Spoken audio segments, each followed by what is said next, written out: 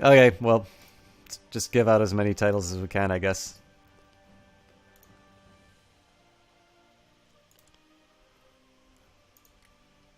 I guess bishops... Do bishops count for laws?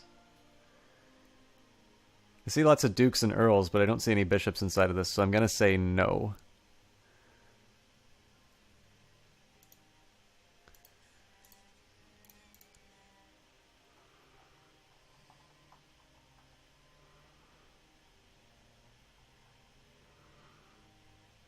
And the rest of these are in pretty heavy negatives, so I'm going to reserve the rest of my titles just till I have people I can push over the edge.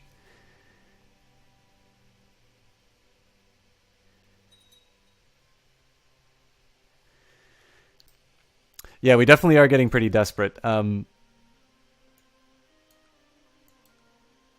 What I am going to do... Oh, yes, I need to get my Spy Master to start cracking some heads. Looks like lower crown authority in England's becoming a problem.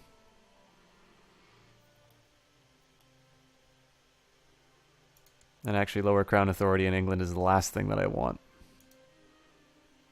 Not that I give in to their demands, but still.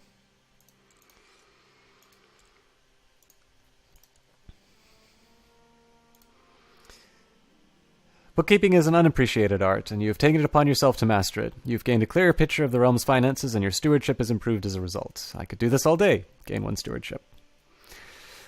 I mean, the one thing I will say is High Crown Authority for Britannia is good and all, but I actually need to have a coordinated adjustment. So I think the best step is to start by moving England to a point where they have seniority, and then I can push that down to the next generation. And hopefully it will. And that also gets me over this problem of not having a high enough,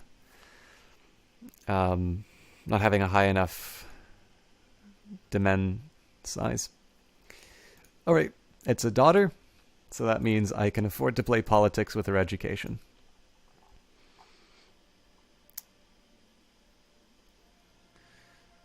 I'm already working on Moldovan, so let's take the Duchess of Cornwall. And that now makes her eligible to get a title.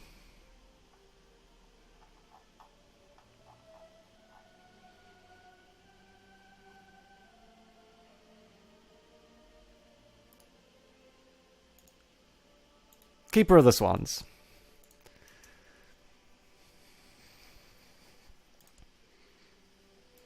She's now known as the Old as well. What a name, what a player.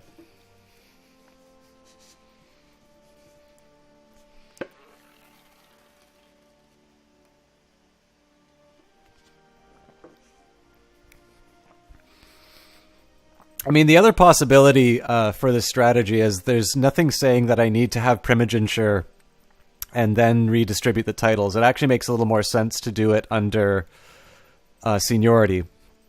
The reason for that is primogeniture leads to the possibility that I will have a son. Spymaster, you better earn your keep. I definitely don't have the resources to deal with an 8,600 man force. And they all hate me.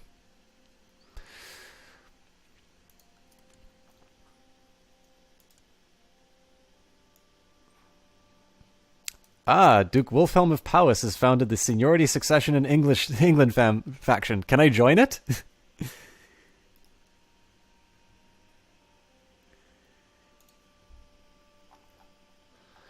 Look at all those factions. So I'm thinking it actually makes a little more sense to redistribute the titles under seniority, simply because you want to do all the really awful stuff at the end of the life of the ruler. If you have a kid and there's a sufficiently large faction that grows, you don't get the option of fighting them. They just get what they want.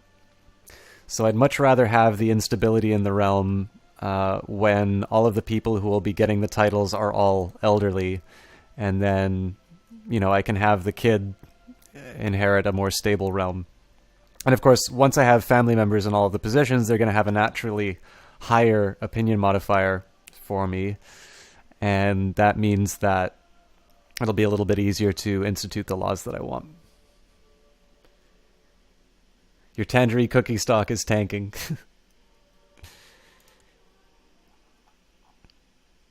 And the game crashed.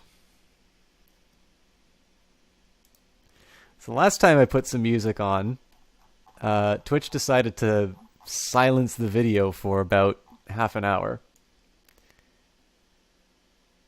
But in order to entertain you, we're still going to risk it. Assuming I can find it.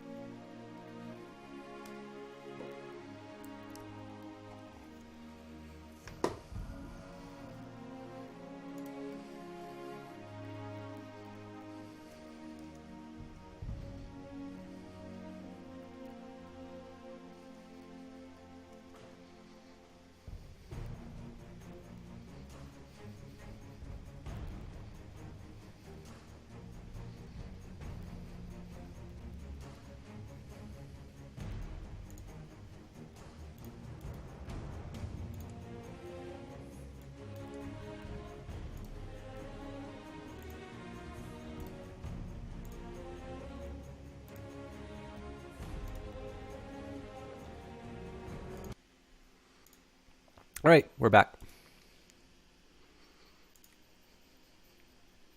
As you can see, I've sort of caught up with my Powis game, although I'm about 100 years earlier.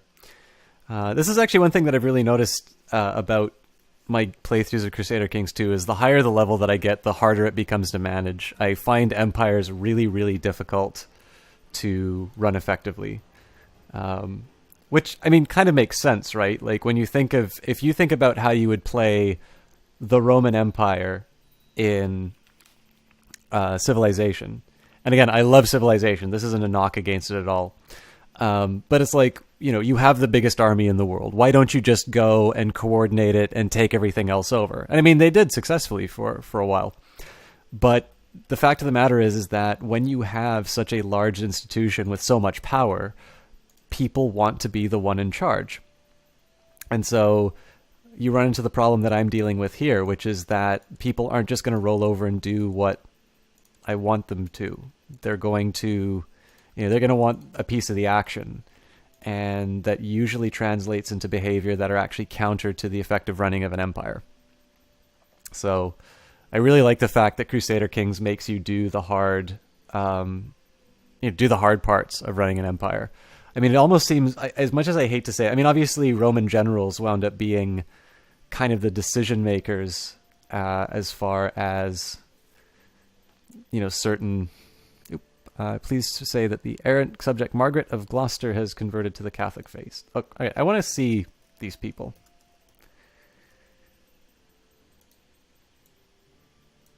Good. Okay, so she already converted before. Let's look for more heresy. I've got a courtier in Lincoln, Wiltshire, Iona, Kent, the Isles, all of whom are Cathars.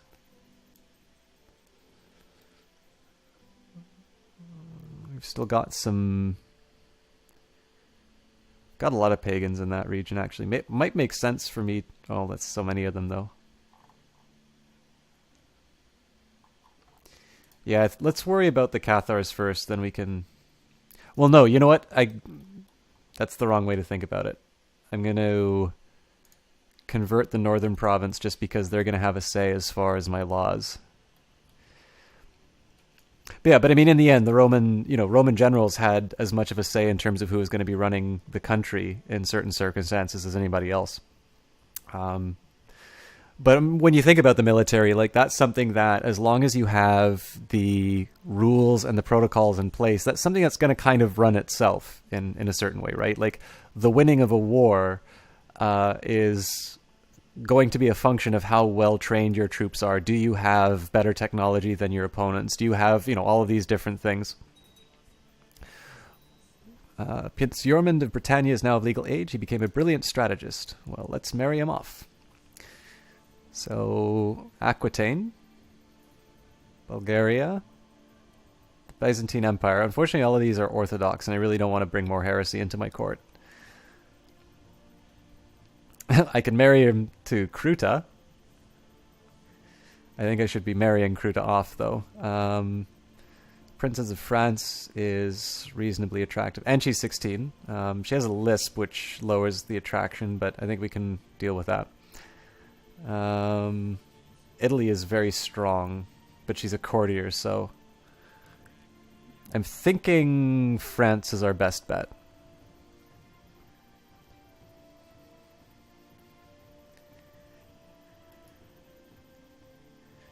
Small prestige gain for him, but I'm more worried about the alliance.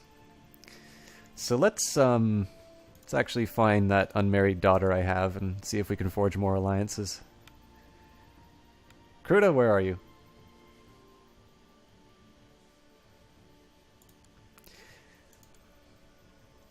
She wants to marry a ruler, eh? Well, King of Aragon good enough for you?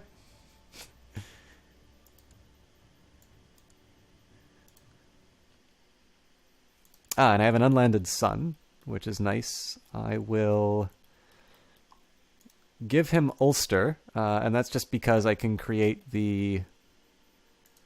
Oh wait, no, I need to create the duchy first, don't I?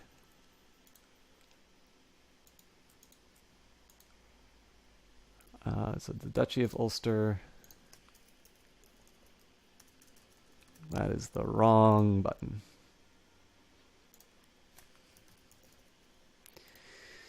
So I can't create it because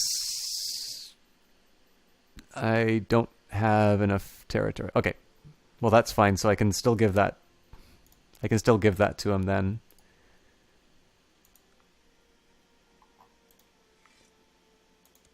So the idea here is I'm giving him Ulster, but as long as I make sure I have at least one of them, I can still create the duchy, and then I'll just give him the title once I create it. Yeah, the one thing I was worried about for 85, I wasn't sure if you needed to hold one of the titles to create the duchy for yourself, or if you could just create it and bestow it to somebody. But it doesn't matter in either case, because even if I needed the land, I still have 3 other provinces that I can take.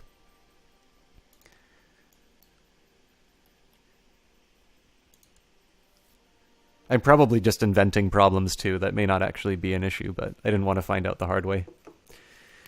The Grand Crusader Cenphus may live in harmony and contentment. Regrettably, I feel it would not be in my best interest for Prince Yorman to marry Princess... What? He declined? How dare he?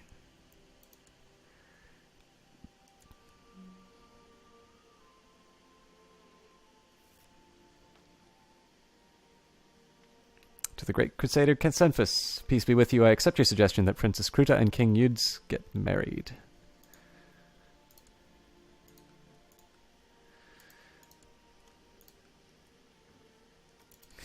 Okay, so you declined... Oh, never mind.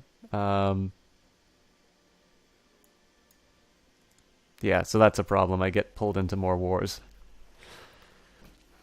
Fate smiles upon me, and my wife is pregnant again.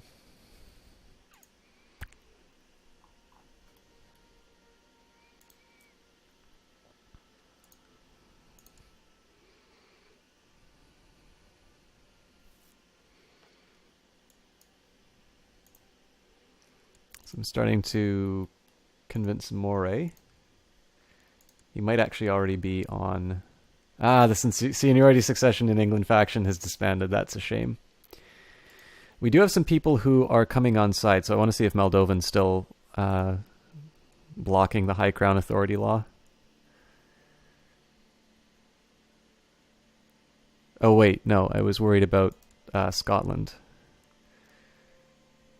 Moldovan is still blocking it, so I'll keep working on him.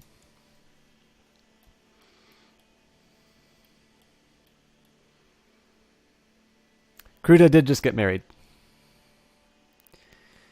My son didn't, though, so I need to find him and... Oh, he did get a wife. That doesn't make any sense.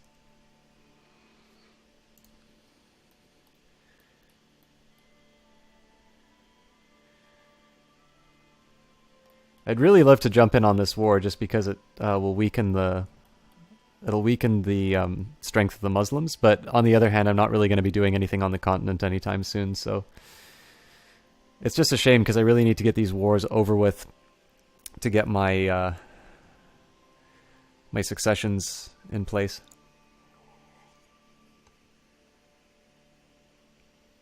Also, people are starting to like you more that you aren't arguing all the titles like a dick. I still have too many, but yeah. Alright, so more to spend.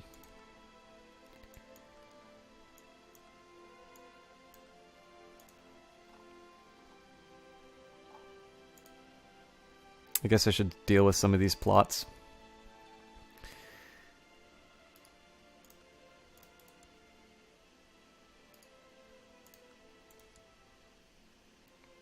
Definitely don't want my kinsman being killed. Nope, but they don't want to play along.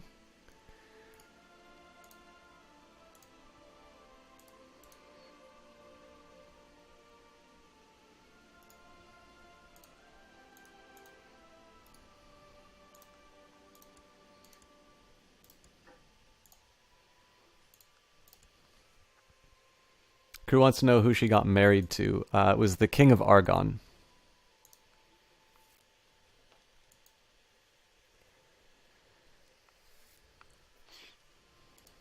More begging letters. So basically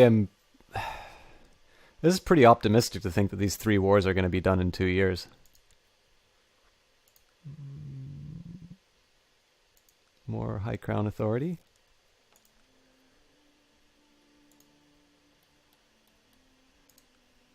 Duke of Moray is liking me more, but still doesn't seem to be supporting the laws that I want.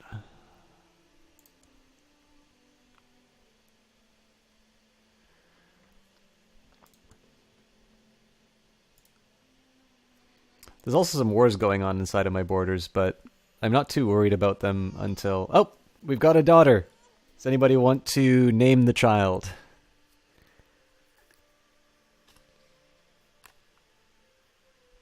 Actually, I'm about 50 minutes past my break, so what I'm going to do is I'm going to get up, stretch, refill my water.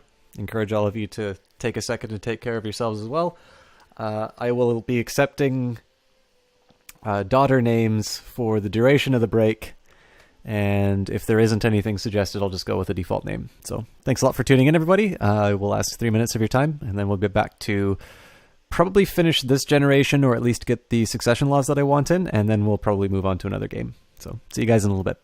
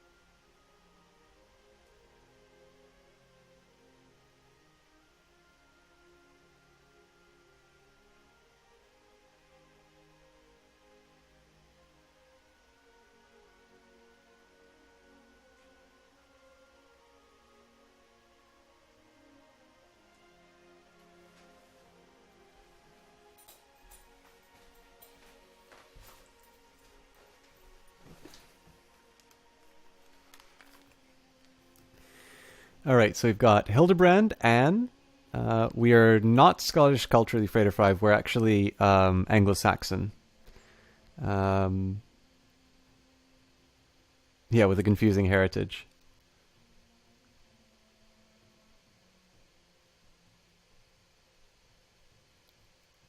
Oh, cool.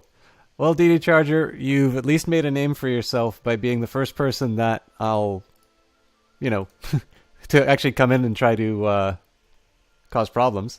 Um, you can feel free to hang out if you want, but I think you know that this is not the sort of thing that we tolerate in a chat like that. So thanks for stopping by. But whether or not I have a lifestyle that you approve of isn't really a big deal to me. Stick with Hildebrand? Sure.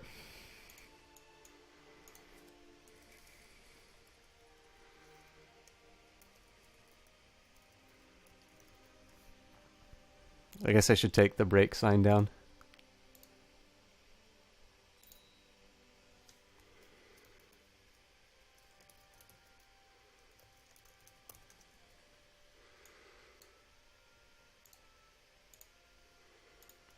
I'll just pause it.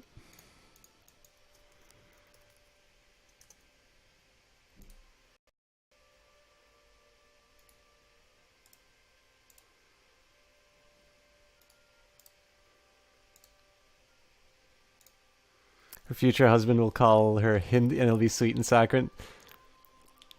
You know I'm gonna have to find the worst possible husband for this woman now, right?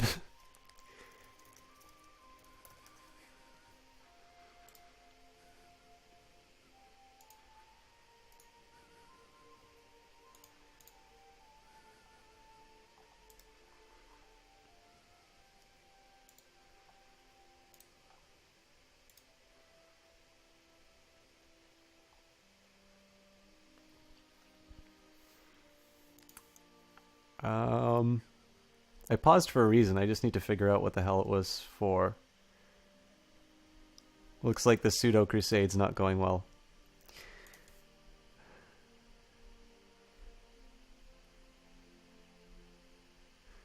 Oh, and I was mistaken in terms of how long it's going to take me to change those succession laws. It's actually 4 more years. Huh.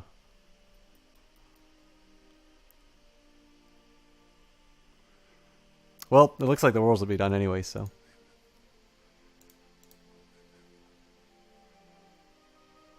I did actually click on his Twitch page. He's just a kid gamer trying to go big. Never would have guessed his age.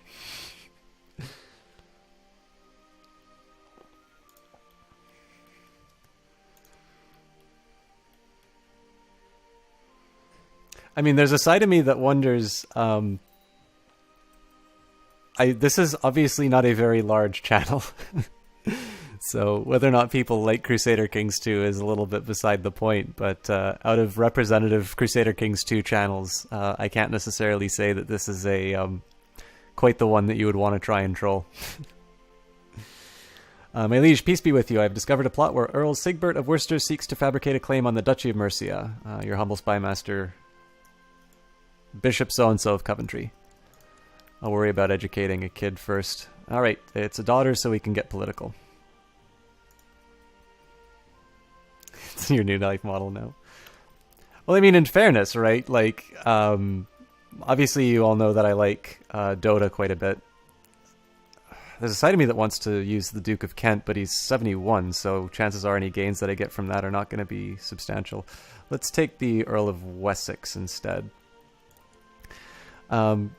I mean, Sumail was just recently brought on to Team Evil Geniuses from his playing in the North American Elite League. So if there's one...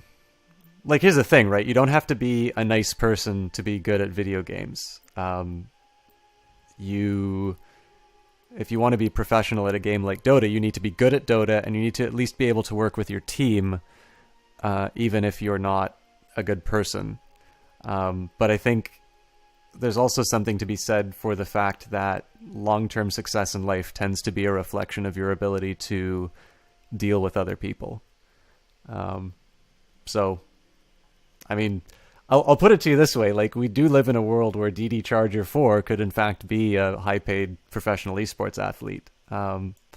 but it's still not going to stop me from saying that, yeah, this guy is a complete pain in the ass to have in chat. um,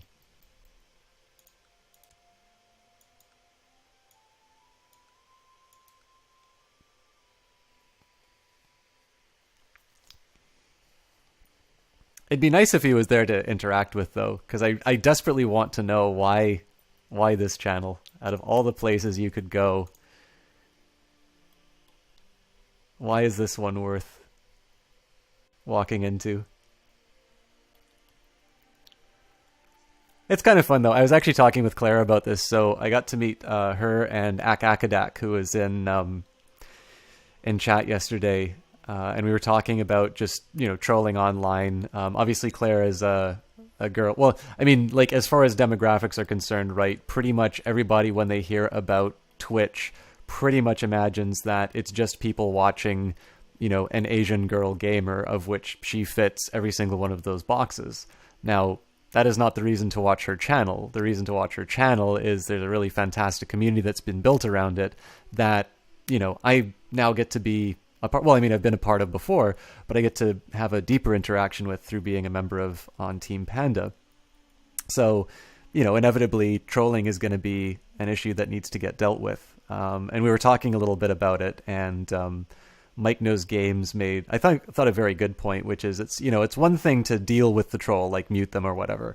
Incidentally, DD Charger is not muted. He can continue to let us know his thoughts of the world if he wishes to. But the bigger win in his mind, and I agree with this, is to convert the troll, right? Because if this is somebody who's looking for attention, and if you can provide enough attention to this individual that they become a regular viewer, that's a win-win, right? They've got a source of entertainment. You've just got an extra viewer. I'm not entirely sure I'm of the personality that does that. Like, I'm the kind of person who loves it when an argument becomes unreasonable because that gives me a chance to be rude. But I think it's a good sentiment, if not something that I can maybe do myself. That is when that picture of me was taken. You found the channel by entering at random when you saw I was playing CK2. Trolls can enter in the same manner. Yeah, that's fine. I was just going to say, though, like, why would you go to a channel with, sometimes less than 10 people to go and say why Crusader Kings 2 sucks? I would want to go to a place where lots of people can learn that the game that they like sucks. White piece. Nice.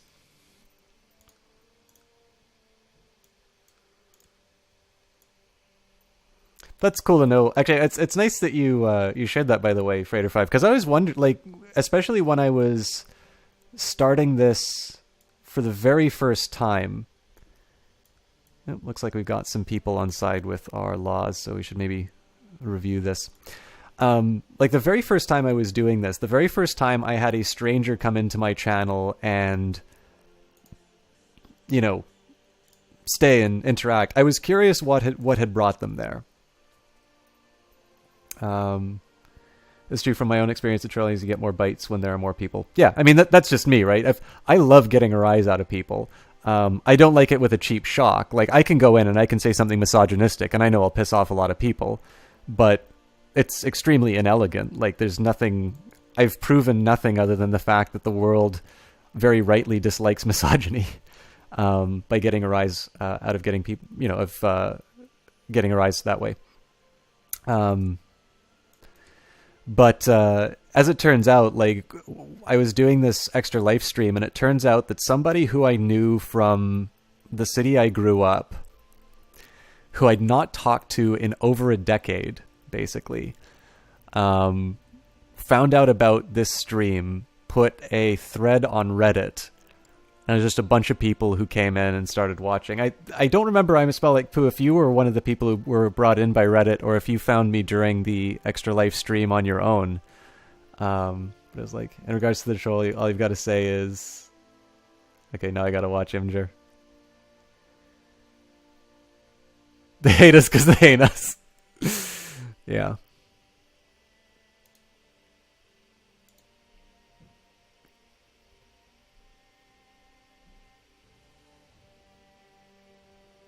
On the stream through Reddit.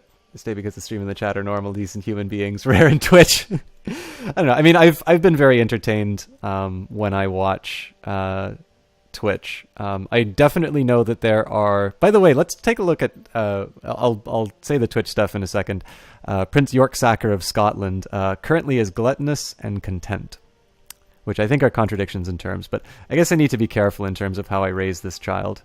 Yeah, I can handle this. I won't have a good intrigue, but we can work on that. Whoa, whoa, whoa, whoa, whoa. No, don't marry her.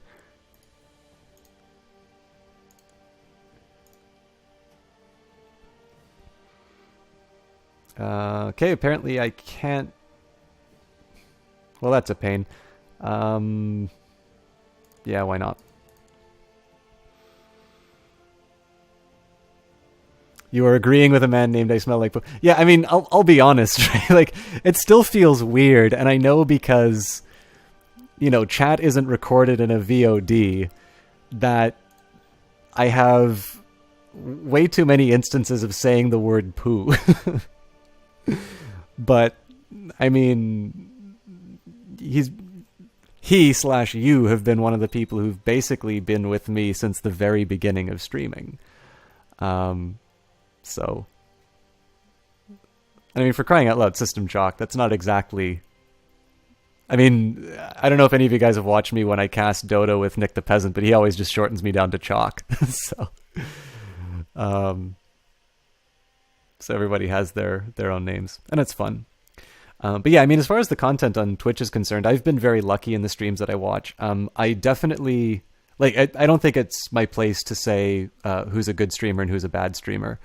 But I know my Europa Universalis streams that I've watched, and I know we've talked about this before, my biggest complaint is that I'd like to know more about why people are making the decisions that they do in this game, and they don't always do that.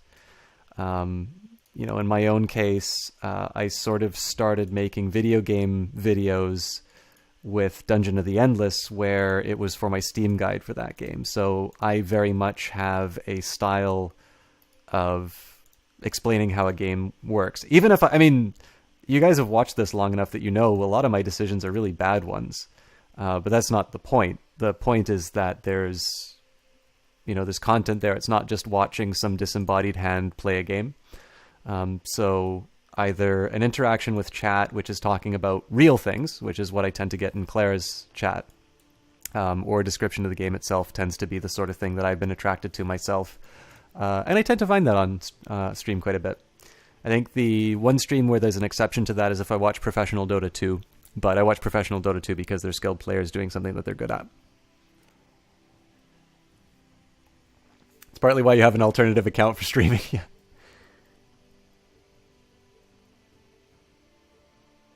Sorry about the troll I just had? Oh, I could care less.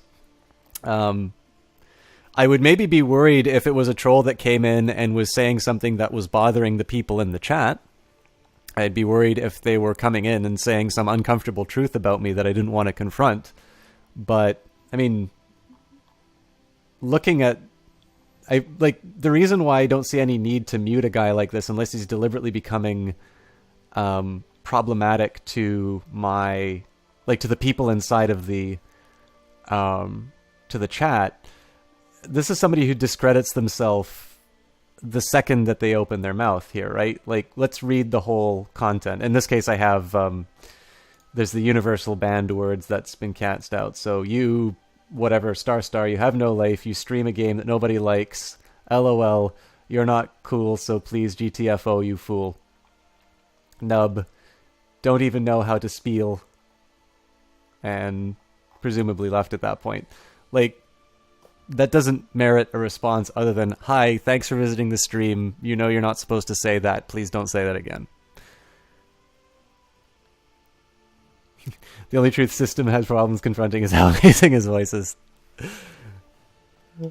Yeah, it'd be great if all the trolls came in and like, I hate your stream, but your voice is kind of nice, so I'm just going to put it on in the background while I play a video game that I like. Yeah, you're imagining some sort of Hannibal Lecter style troll now. Anthony Hopkins decides in his twilight years to start harassing Twitch streamers.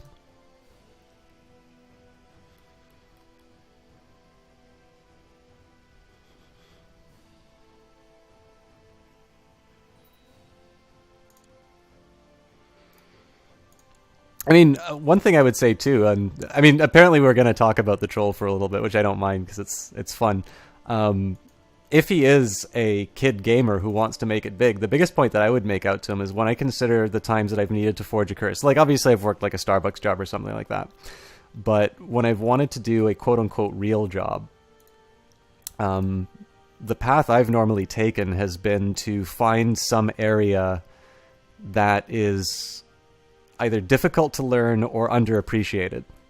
So like when I did some work in film, I did a lot of stuff with digital imaging and just something that's obviously going to have a high amount of demand. But if you think about a lot of traditional cameramen, they're going to think about, proper film and just the kind of stuff that, you associate with movies, actual physical film being developed in chemicals. So if those are the jobs that people don't want because it requires them to learn something new, those are potential places where I can be, establishing a reputation. And then, of course, based on that reputation, I can get more traditional jobs. So I would argue that if somebody wanted to start a career in streaming, it's actually not a bad idea to pick up a game that is underrepresented. You're going to have a limit in terms of your audience size, but I think you're also not competing in a crowded atmosphere, as opposed to, let's say, a Dota 2 streamer who needs to compete at the high end against professionals, needs to compete at the educational end with individuals like Purge and Merlini who do really, really good streams and are great at what they do. It just seems to be, and I mean, the comedy side is picked up with Pyrian Flax and Shane O'Mad. So it's really hard to do something original and worthwhile in those areas. Whereas, a game that maybe doesn't have quite the coverage, maybe doesn't have an established esports scene, I think it's possible to actually make a really good stream based around it. Or alternatively, don't base a stream around a game at all. Base it around either a personality or, I mean, one thing I try to do is where I can bring some of my own educational expertise. So obviously I don't have a lot to say about the economics of the Middle Ages because I don't know that much about the Middle Ages. But when we get onto this war of mine or something like that, I definitely have a lot of stuff to say about small scale conflict. So I used to be happily married with a 9-to-5 office job until a Twitch troll tore my life apart. Sorry, I gotta catch up with the trot. Like some sort of evil genius accurately dissects your life and degrades your self-worth, dies just between you and your loved ones.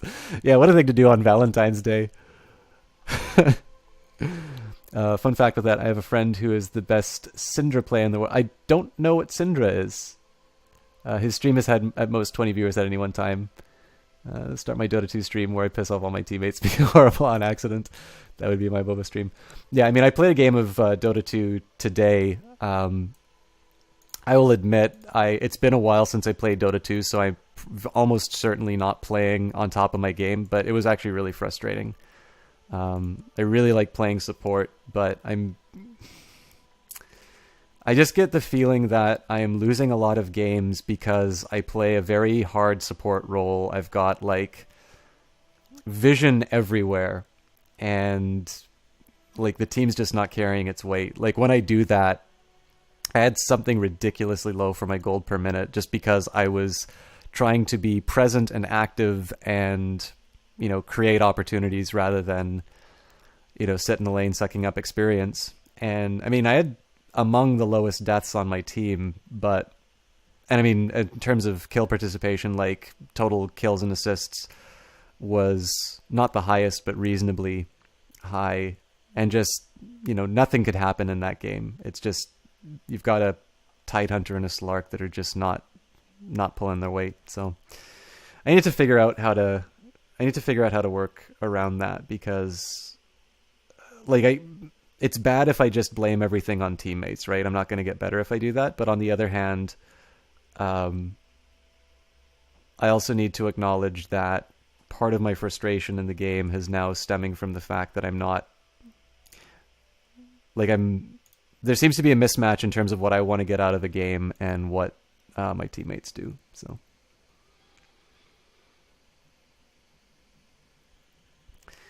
All right, let's sort by age rather than how much they like me. So I'm looking for Ninian, Edwin, Oscar.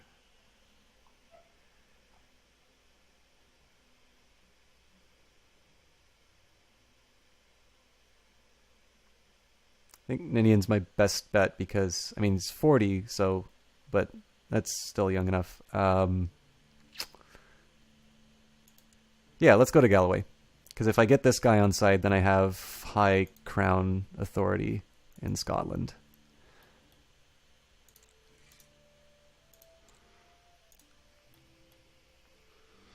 Still need to pick up League of Legends. I met a really good League of Legends streamer at the Twitch meetup that I met Seriously Clara at. His name's Ponce. He does have a Twitch stream, although I believe most of his revenue is derived from YouTube. I think I'll pay back that loan. Actually, no, I won't pay back that loan. I've got something awful in plan. I played League of Legends once and it wasn't for me, but I think part of the reason for that is it's easier to like Dota overall is a more complicated game in terms of things like there's couriers running around. That's not to say it's bad. I mean, anybody who likes playing Crusader Kings generally likes complicated stuff, right? That's not a Dota is better statement. That is, Dota has more things going on in it than League. And I believe that is something that most people will agree. That I don't believe that is a controversial statement. I believe most people will say, yes, Dota 2 has more things going on. So I think it's easier to miss some of the elements that go into that complexity, like couriers, than it is to say, you know, go from a game like League into Dota 2 and, you know, just add on those extra elements.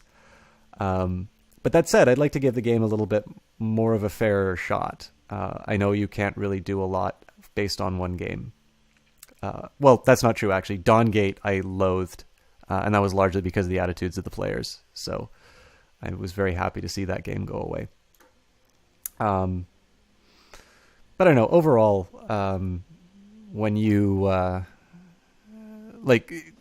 after talking with Ponce, he does do more educational stuff.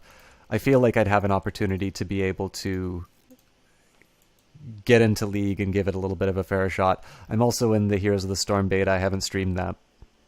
But somebody gave me I think it's like a $10 gift card for League of Legends. So, you know, there's a bit of a monetary incentive for me to pick it up and see what's going on. Stormageddon is not satisfied, and he keeps asking for more toys to play with. I can let him have them. 70% chance he becomes greedy, 20% chance he becomes diligent, 10% chance he becomes trusting. Can encourage him to play outside instead. 60% chance he becomes diligent, 40% chance he becomes cynical. I can teach him some humility. 80% chance he becomes humble, 20% chance he becomes slothful. And off to the nannies with you, Leech. 90% chance he becomes greedy, 10% chance he becomes slothful. So let's see. Humble is monthly piety. Actually, that's pretty good. Slothful's not good. Diligent, very good. Cynical, piety minus, but good intrigue. I think I'll encourage him to play outside. Stormageddon seems not to believe anything anyone says. He has gained the cynical trait. Alright, well, it's worth a try.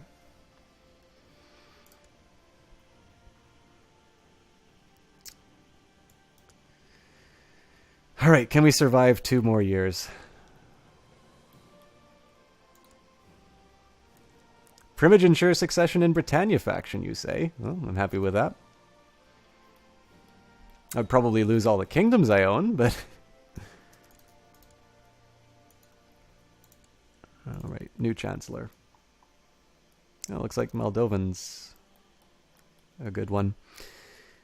Alright, I don't even remember. I think it was Ninian who we were trying to sweet talk into raising the crown authority of Scotland. Yeah, Duke of Galloway.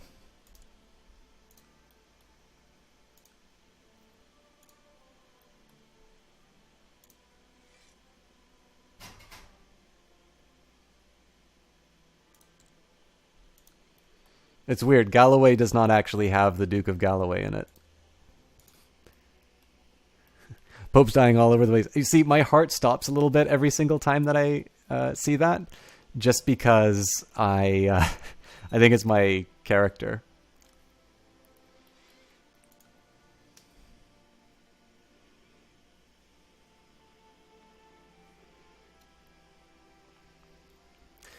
I'm gonna have radio silence for a second. I've just got a small text message I want to send off to somebody.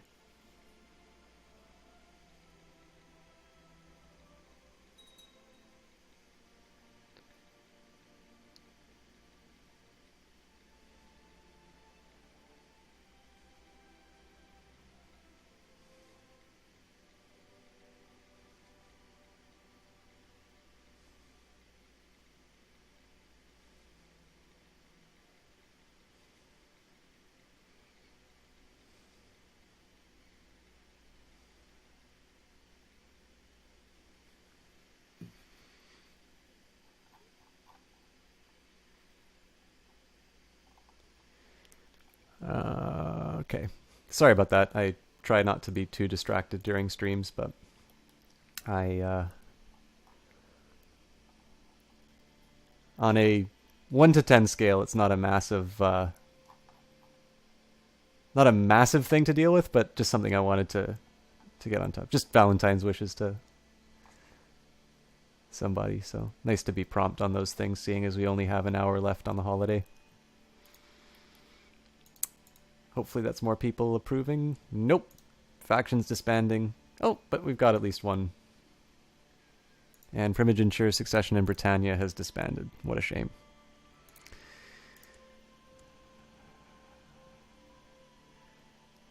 So I'm fairly confident we're going to get High Crown Authority back in Scotland now. Less confident we'll be able to get Primogeniture in all the provinces.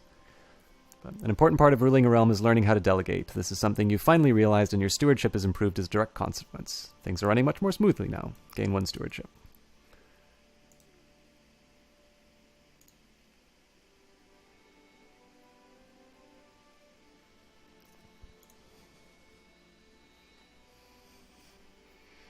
And this is definitely a very rocky start for this guy, but I think overall the realm's in a pretty good state. I mean, for crying out loud, 20,000 troops at his command. That's one nice thing. Definitely need to get the sort of the structure of the empire back. I definitely need the capital back in Westmoreland, just because I think I'm suffering a lot in the economy by not having my capital there. It's just the age thing that's my biggest worry. I shouldn't have deleted that message. I don't know what it said. Actually, you know what? We might even get High Crown Authority in Britannia, come to think of it.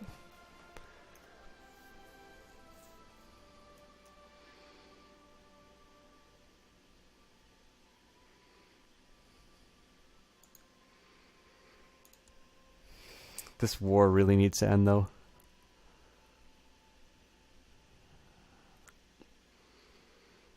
So we're just slightly over a year away from being able to get that succession law. Oh yeah, this war will be done. Even if I lose prestige by declining a war, I will absolutely eat that. Can you invite some of these people to join the Empire now that you have it? When you say some of these people, are you talking about like Ireland? Like without having to punch the faces? You can definitely vassalize people.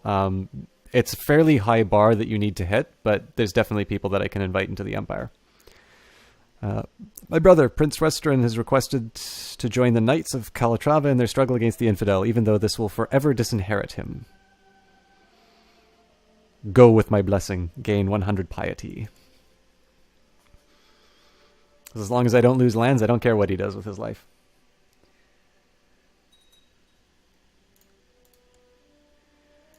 So actually, let's take an example here. So Suffolk is actually owned by the King of Sweden. So I suspect in this case... oh, well, I wouldn't know because Sweden needs to be at peace. Let's maybe see King Fergus of Maida then. Well, he's at war too. Is there anybody who's not at war? This guy isn't at war. So I could offer him vassalization, but he will refuse it because of the foreign culture and just a little bit... I mean, if I look at it, probably if I got his opinion of me up, I'd be able to vassalize him.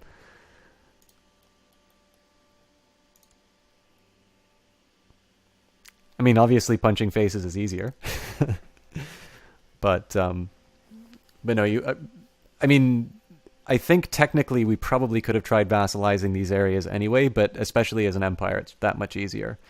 But honestly, I mean, I think this. Let's see. France is still just a kingdom, so I could technically offer him vassalization too. He wouldn't accept it. He's way too powerful to want to be a vassal of Britannia, but it's something that in principle we would be able to do. All right, well, apparently everything is not great with my chancellor. He's making people angry. And she's still a pagan. What the hell is my chaplain doing? The Bavarian-French anti-papal war has ended. King Rogran of the Second of France won. Oh, so there's a lot of anti-papal wars going on. So the moral authority of the church is now just a dismal 39.2. I have a feeling heresy is going to become a problem soon. Adric Rose is now known as the Lame. Tournament. Oh yeah. I guess I have enough money for it.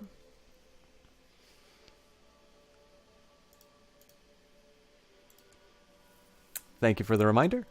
I've sent forth messengers around the realm to spread the word that the grand tournament is to be held. This tournament begins soon. Any cool plots? Nope, don't want to kill my queen for sure.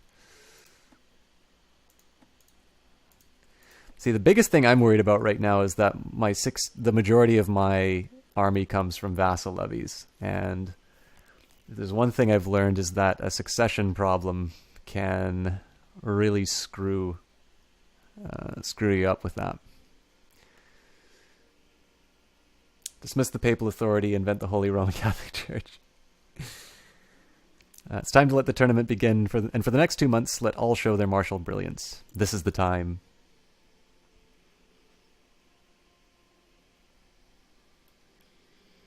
My liege, your guest Athanagildo de Lorraine has tragically been maimed during the tournament. Most unfortunate. I don't actually know if there's any difference between those two responses. I've always said most unfortunate because I don't see any point in angering people unnecessarily, at least in the video game. Children lack a guardian. Again, potential heir to the throne, so we want somebody with some fairly decent stats to be training him, of which we have none. Actually, this one isn't bad. Again, not ideal. I think I definitely need to get some better talent in. But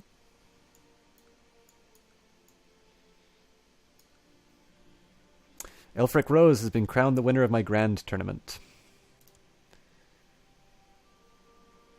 Prince Aelfric of Britannia's bravery won him second place in my grand tournament. So far it's all family members winning. Rigged! Eadwald of Oxford fought his way to third place in my grand tournament, and fought hard he did.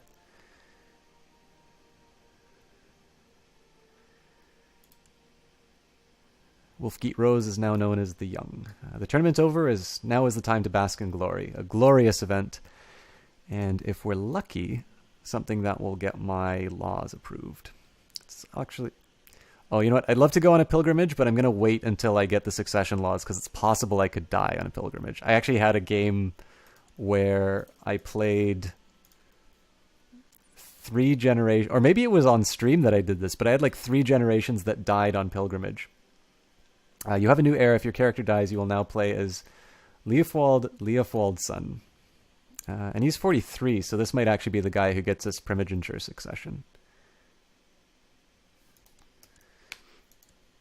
But he needs a wife.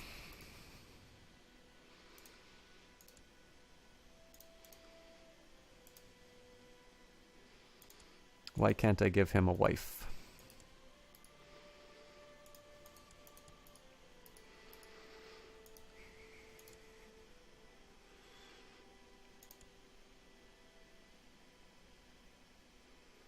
Okay, so this is weird. If this is going to be my heir, he gains prestige from marrying into House Rose. Oh no, Synthrith. Okay. Yeah, sure, why not? I mean, at this point, we need anyone we can get. I actually should have checked her age. That was dumb of me.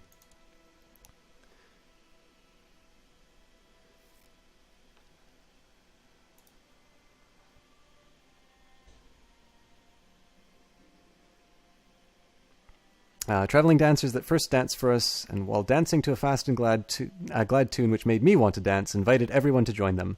I danced until I panted and my face was red. Then I had to sit down and rest for a while, watching the dancers and the courtiers having more fun than in a long time. I'd like to hire you for my feast. Yeah, so 27-year-old wife. I can live with that. The best part about preparing a feast is deciding what foodstuff to serve. I must purchase venison, boar, duck, spices, wine, ale, honey for the desserts, cheeses, and perhaps even a swan or a peacock. And I spend lavishly on food because apparently I don't know the meaning of thrift. Dear Emperor Senfis, I thank you for your invitation, but I will not be able to attend your feast. In fact, I refuse to set foot in the same castle as you. I don't like you either.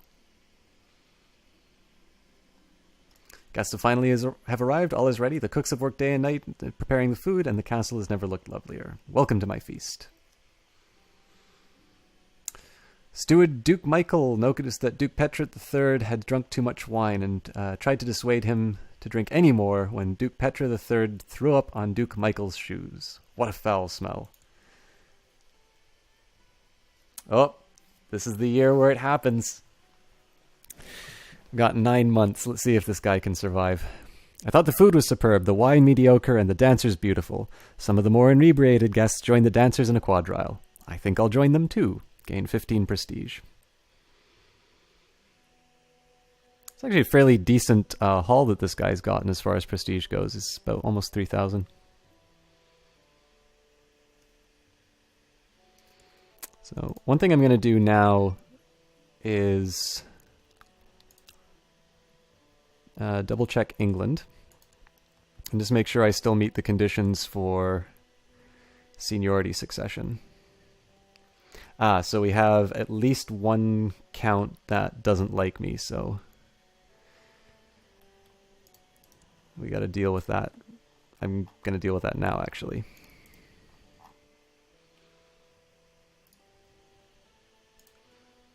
Wow, 108 is a gift. I'm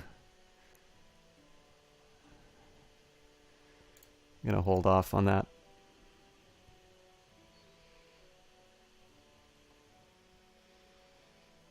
Northumbria. So yeah, it's just looks like it's just the Duke of Kent. The thing that sucks is it's a kid, so I can't give him an honorary title. So what I'm going to do is I'm going to wait. Basically, I'm going to wait until I can approve the seniority succession, and then I'll bribe the kid, because that's an instant change. I don't want to blow $100 and then find out that either he dies or I die. Countess Eadhild spoke up and told everyone how great the food at the feast was. I was really glad someone was kind enough to say something nice about the food, given how hard I had worked to ensure that the food was part of the feast, the best part of the feast. That was well spoken. Thank you. Gained 25 opinion, and she gains 10 opinion of me.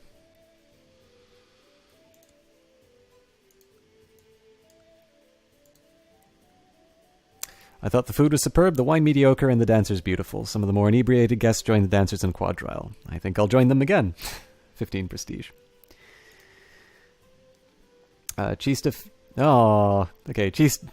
Geetha cut the throat of one of the servants when the clumsy man spilled wine over her garb. I can imprison her. Some gold will keep the servants quiet, or say she did the right thing. I gain the arbitrary trait, and the peasants potentially revolt. Now, normally you get the just trait if you... I've already got it, so I guess I'll pay... Well, she has a negative opinion of me, so let's imprison her. That way I'll either be able to ransom her, or... I probably can't seize any of her titles, actually. Let's just double check that. I suspect because she wasn't part of a revolution.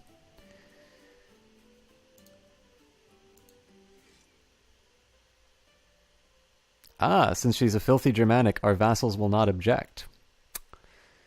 Nice. I'm going to hold off. And how much to ransom her? 70 gold. Okay. So what we do here is we don't rock the boat until we've secured our seniority succession. Once we do that, that title's going in my pocket. Arrest her and force her to convert. Why would I want her to convert? Because she's a Germanic. People are totally fine with me stealing her title. I'm not going to read the dancing one again. Suffice to say, we've gained 45 prestige just by dancing like idiots. I had great fun and so did everybody else. Everybody's opinion of me goes up by 10. Does that mean the Duke of Kent likes me enough? No.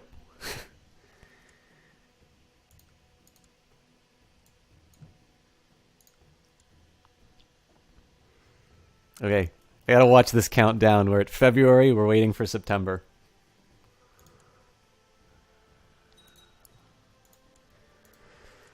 Lots of factions disbanding, so Edwin for Scotland is the current threat. Oscar the Good, Duke of the Isles.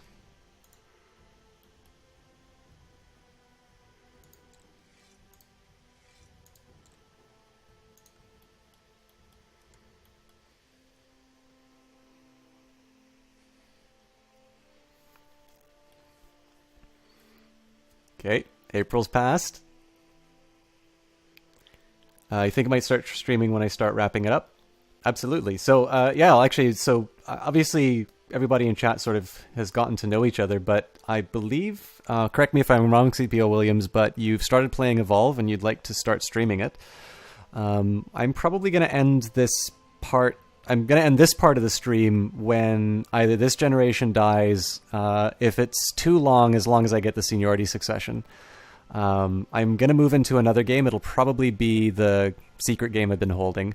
But I would definitely say, for those of you who are interested, CPO Williams wants to start streaming Evolve. It'd be really nice if people give him the support.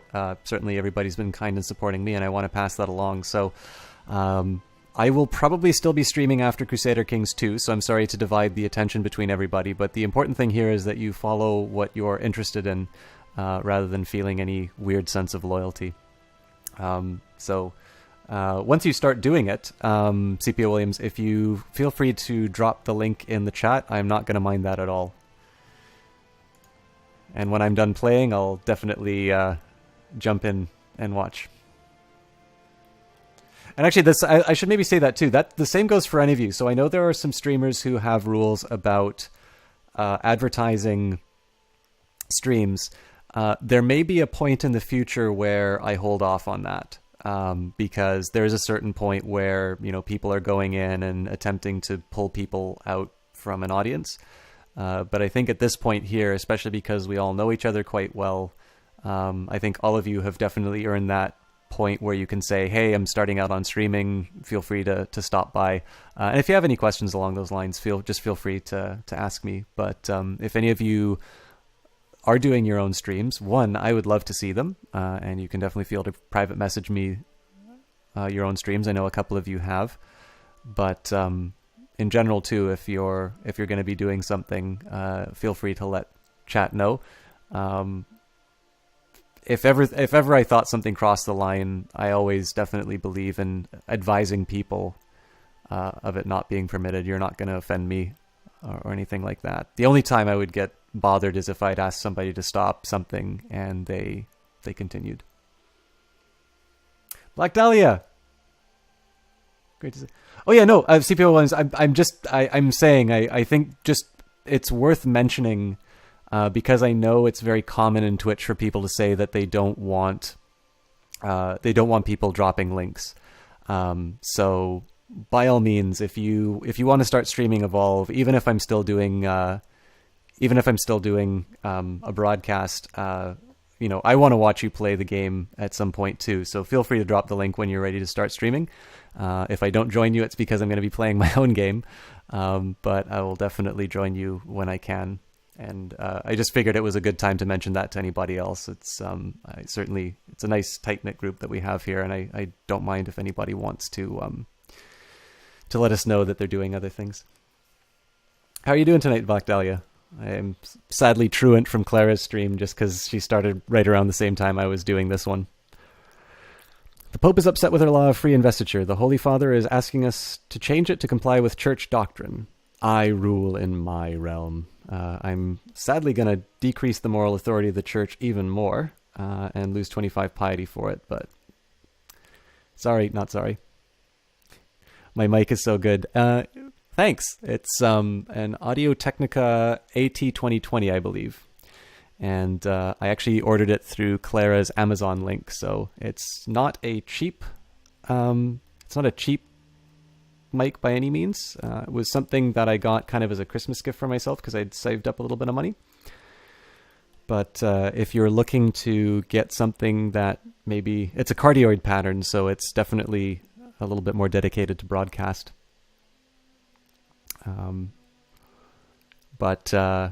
I don't know. It's if you're looking to maybe trade up, I'm very happy with this mic. I would say the stand that it comes with leaves something to be desired. So just keep in mind you're not just buying a mic. You're sort of committing yourself to buying a stand and stuff like that. But clearly, because I don't have a camera as part of the stream, I thought the investment in the mic would be a good idea. A raid response. Oh, you got the one below it. Silly good, but you could do better. I got the AT2020 just because a streamer that I had been watching had that listed. And he actually didn't give any technical reasons for it. It was just seemed the best at the time. And because I thought he had a good... I thought he had a good stream. I thought he had a good audio quality. I couldn't really find a comparable mic at the price range and at the quality level to the AT2020 that I thought, well, the proof is in the pudding. I can always return it if it doesn't turn out well. But I'm very happy with it. But I mean, I'm sure you've been streaming long enough that I think it's the content that matters. The tools are very nice and they can definitely bring the quality of a stream up. But in the end, if the content isn't there, it doesn't really matter if you have the top level gear. By the way, for that mic, can you separate the mic from the stand because you already have a badass boom arm? Yes, you absolutely can. I don't have a boom arm. It was a little too expensive at the store that I was looking. So I just have a very traditional mic stand for just bands and stuff like that. It's a cheap one, but it does the trick. And then what I've done is I've just kind of ranked it around. The positioning actually leaves a lot to be desired, but it works for what I need. But yeah, I've just, I took the connector that it had on its original stand, but you can basically just get the screw part and you can hook that into whatever boom arm that you have. No, I mean, it'd be a deal breaker for me if I had to use the included mic stand just because it's a tiny little tripod. It's not adequate for what I needed at all. So you can definitely put that into whatever you want. Sorry, I'm not talking about Crusader Kings anymore. This is a technical stream, but it's all good. I'm actually really looking forward. I think you said you were streaming tomorrow, weren't you, Black Dahlia?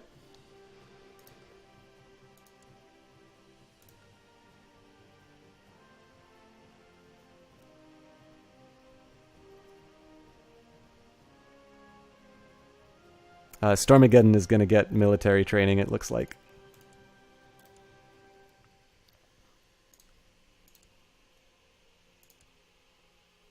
Thomas St. Macker is now known as the Drunkard. Oh, it's September. Holy crap. Let's change some laws. Let's bribe people, then change some laws.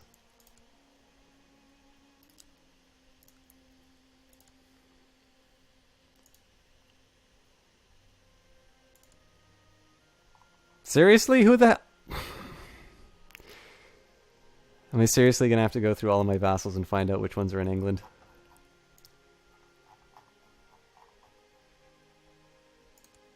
Okay, can't be the Isles.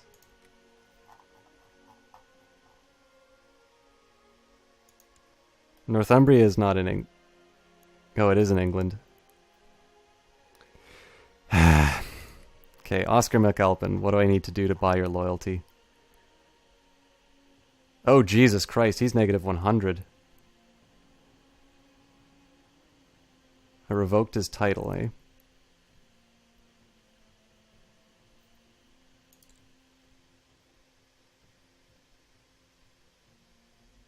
Yep, we're taking it.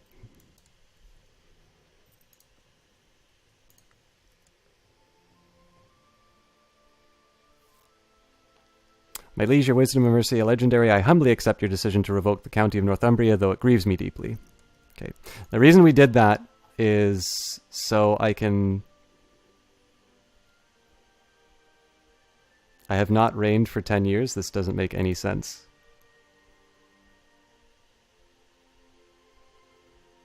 "5th of September, 1805. It is the 30th of September, 1095.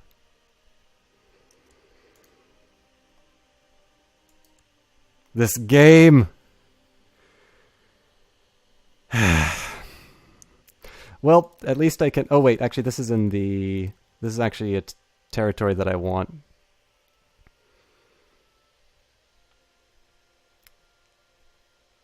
Oh yeah, absolutely, Black Dahlia. Thanks. Sorry, I'm busy dealing with this crap that this game's throwing at me. I'll be sure to stop by tomorrow, and I'm looking forward to see. Hopefully, you get rated so I can see what you've been working on.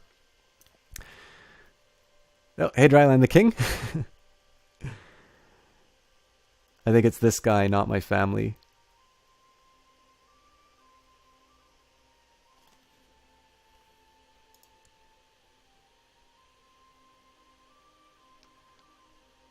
But yeah, I mean, I gave this guy the Kingdom of England 10 years before, or 3 years before. I gave him this title specifically to do what I'm doing right now. So he's definitely been the King of England for more than 10 years at this point.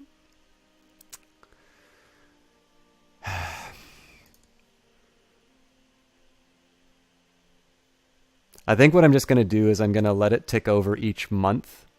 Because the one thing I can't do is afford to wait 3 more years. This guy could die by then. So at the beginning of each month, I'm just going to close the laws and reopen them.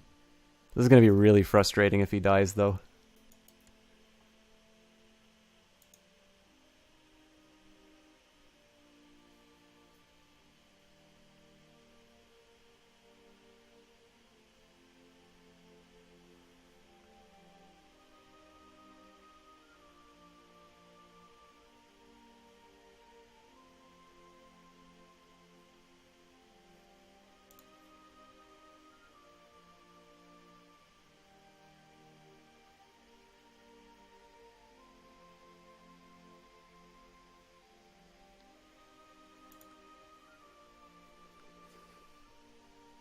I do not understand the ways of Paradox.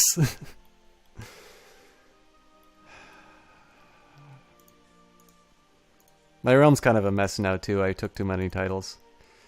Alright, well, you know what? We can't let this completely destabilize the realm, so... while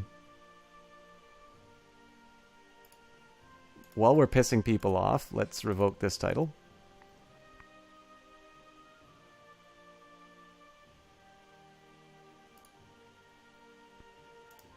And then we'll ransom her for 10 gold.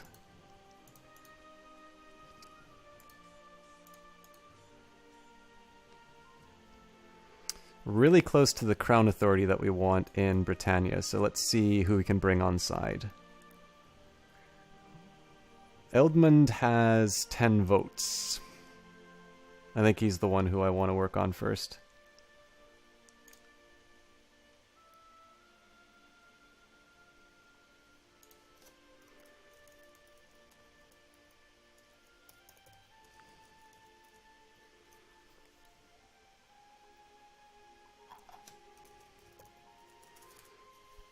He's here somewhere.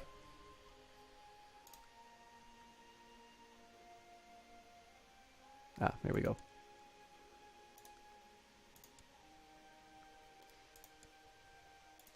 Kent seems to be the source of all of my problems. Oh yeah, this is the guy I just spent a whole lot of money trying to bring onto my side.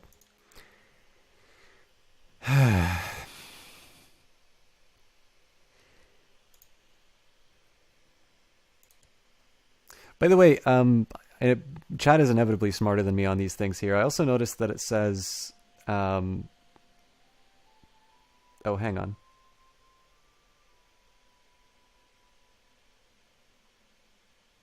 Never mind. Oh, actually, here we go. So it says one of these must be true. Holder is patrician, but I don't need to know what that means because it's already... I've already met one of the other conditions.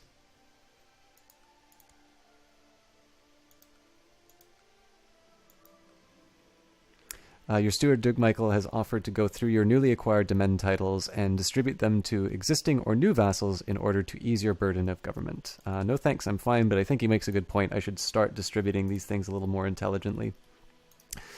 So what duchy does this belong to? The Duchy of Moray. So what family member can I give this to? He's court chaplain of the Knights Hospitalier.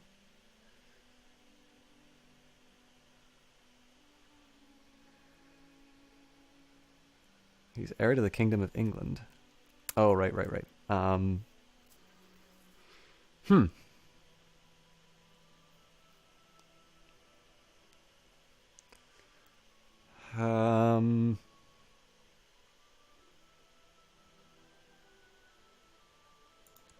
Does this guy actually have any land?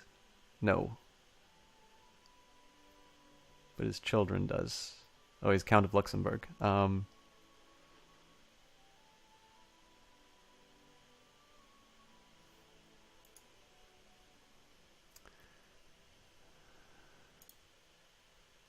Yeah, so I'll give this to my brother, I think. Oh, I can't. All right.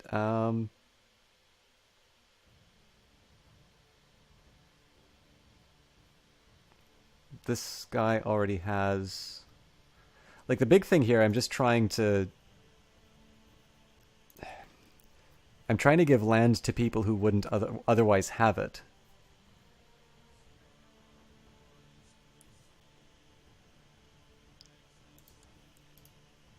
All right, this is the guy who went to join the Knights. That makes sense. So this kid's gonna inherit. It's heir to Luxembourg. Okay, so if he... Nope, can't do that. Okay, let's go to the Rose family tree and... see what we can find. So Edolf.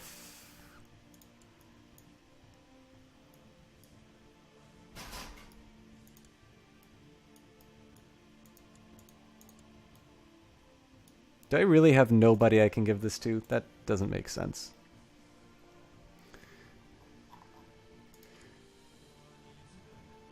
Okay. Dynasty. Let's just look for roses.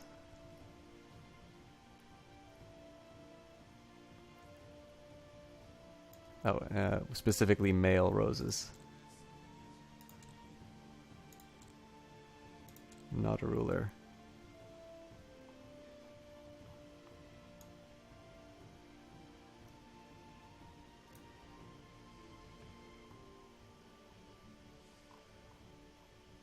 And let's actually go for adults.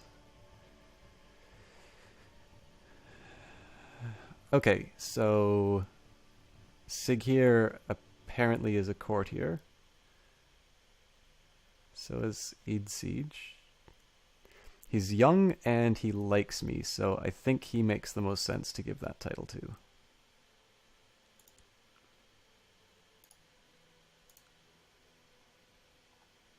This is such a messy way of doing it, but I think this at least kind of gets people in place. Let's see if I can do that to any of my other territories. So I'm keeping Lancaster and Northumbria. Cumberland falls under that. Lancaster does. Westmoreland, yep. Okay, better question. 1, 2, 3, 4, 5, 6, 7.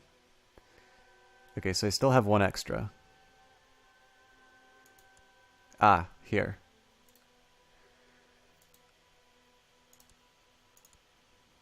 So he's not in my bloodline. So let's find another.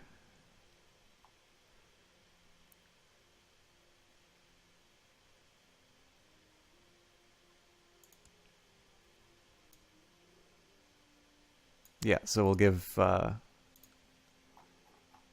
Welsh territory to him. So we still have too much. Like that's a problem, but at least in this case here, we have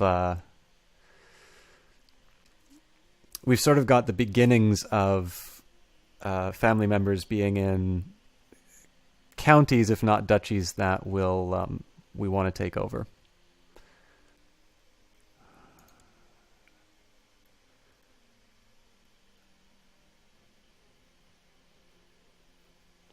I really wish they would actually tell you, like, so it says that no vassals are fighting each other. I wish I knew which vassals were actually at war.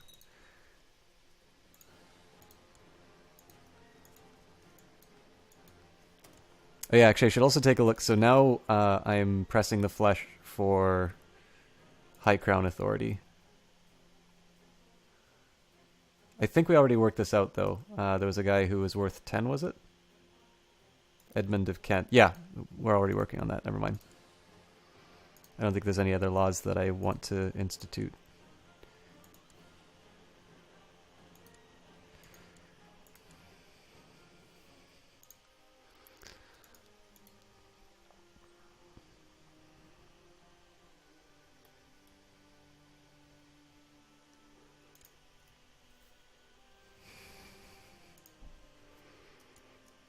So assuming I survive, maybe I just go straight for primogeniture after all. But that's a very dangerous game to play.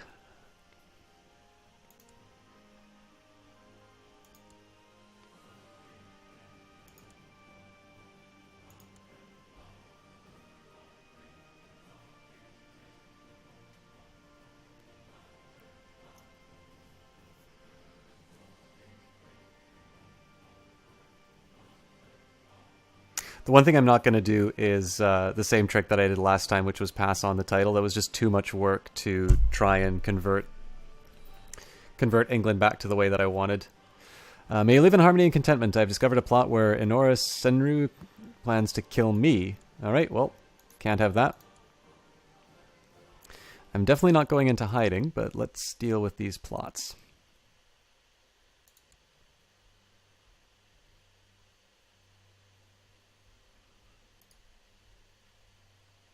Why can't I imprison her?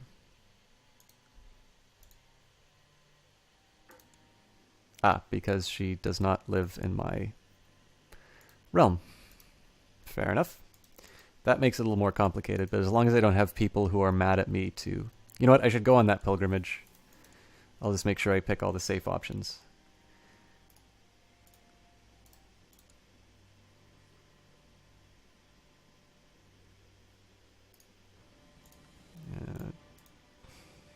Very uncooperative vassals when it comes to these assassinations. And I'll definitely let them kill Oscar the Good because he doesn't like me. Prince Yorksacker of Scotland is now of legal age. He has become Midas touched. Well, let's get him married. Looks like I can't get any alliances from this, so we'll look for somebody who can bear children. Princess of Serbia is not bad. She's 16. Not lustful, but I don't think there's a lot of other options. Yeah, I'll go for this one. So he gains 180 prestige for marrying into that house. I'll go to a holy site in the west just because of the lack of risks. Not an absence of risks, but definitely fewer. My things are packed, everything is in order, and I am ready to walk the way of St. James. Give him a wife that can keep up with all his success.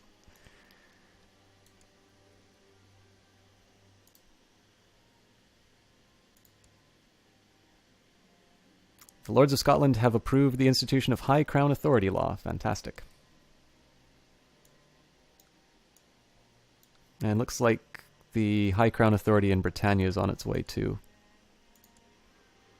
I basically need 4 more votes. So as long as I get Kent on side, we're good.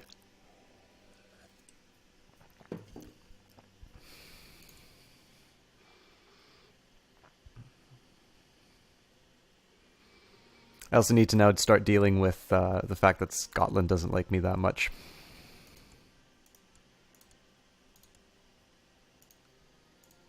But bringing Kent on side is a little bit more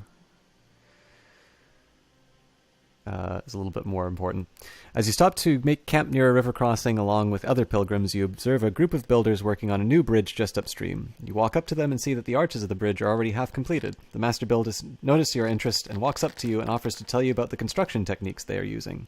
Yes, tell me more about this. Riders approach. Thundering hooves are heard down the road. The pilgrims look with apprehension to see the rising dust cloud. As the riders' clothes, steel armor and steel-tipped lances reflect the bright sunlight. The tension rises, but then a collective sigh of relief is heard as the banner of the Holy Knights is seen flying above the mass of armored men. The knights halt before the pilgrims and graciously offer to accompany you on the road. Praise be to God, a most welcome escort, 20 piety. Or never trust armed men who appear out of nowhere. 20% chance he gains paranoid. I'll go for the piety. Okay, my wife is pregnant while I'm going on my pilgrimage. Anybody else find that suspicious? Santiago. You have finally arrived in Santiago, the oldest major pilgrimage site in the West. It is an inland town close to the Atlantic Ocean with origins going back to at least the Roman Empire. The fabled way of St. James is a long road to travel, and you've passed through many towns and villages on your way here. The legend holds that St. James' remains were brought here from a ship from Jerusalem. They were lost at sea due to a storm, but soon after they were miraculously washed ashore, covered in scallops. Because of this, scallop shells have become a popular souvenir amongst pilgrims. Your mind dwells on the legends of this holy place, and you make your way through the crowds to the center of town.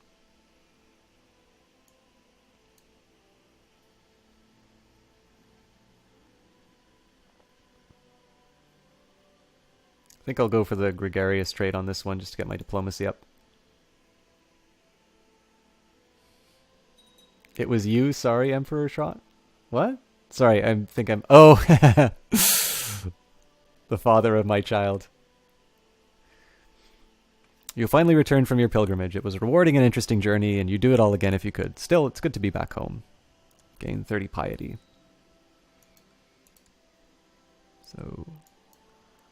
Regency is over. Factions are disbanding. Oh, I don't have any factions at all. Fantastic. I think the right way to handle this is to assassinate this woman.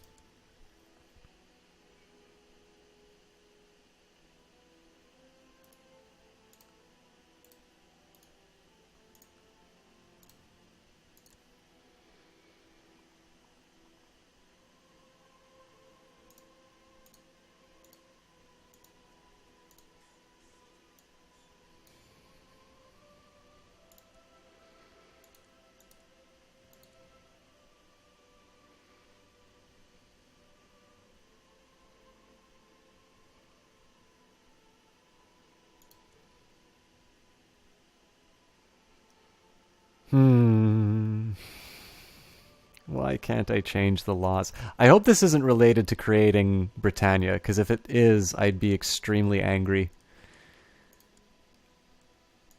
Oh. Looks like people decided they wanted factions after all. Okay, well, we'll get our spy master to crack some heads there. I think... Wow, people hate this woman.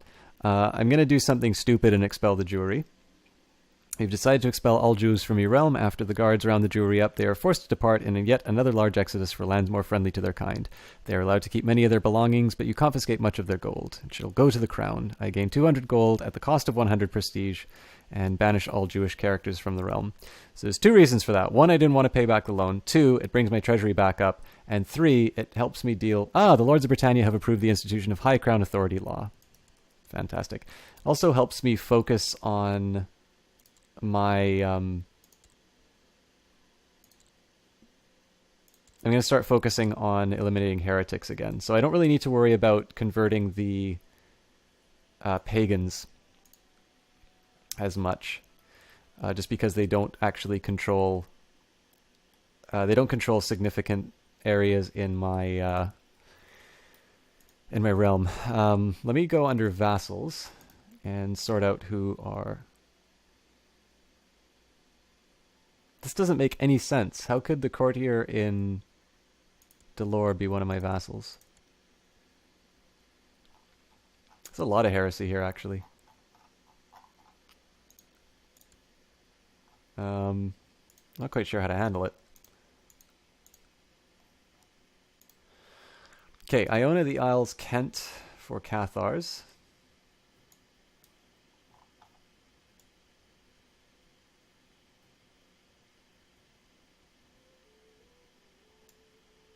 Oh, Lollards.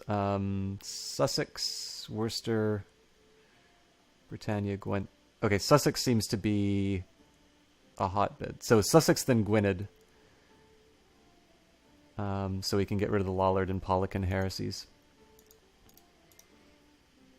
I have a feeling that stamping out heresy is a bit of a fool's game, but we'll try.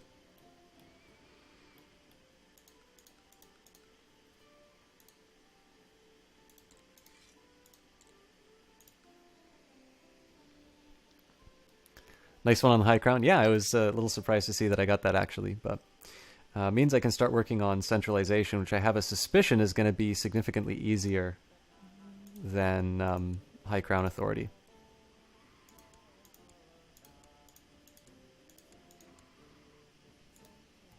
The biggest problem is that if I don't get the seniority succession done, England's just going to be a complete pain in the ass to incorporate into the realm. But I don't have much, like, there's really no other option. The Vraticelli heresy has appeared in the province of Durham. Horrible. Especially because I can't move my...